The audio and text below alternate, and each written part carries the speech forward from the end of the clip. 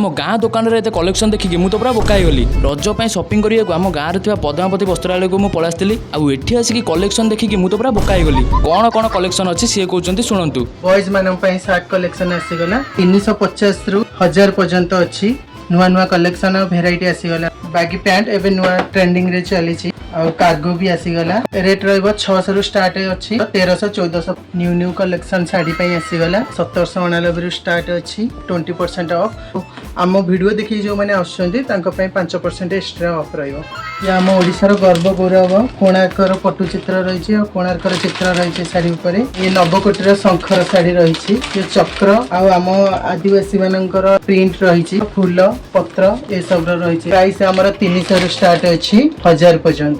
ये हूँ पद्मावती वस्त्रालय अळती यार लोकेशन हूँ शिव मंदिर पाख नुआड़िया छक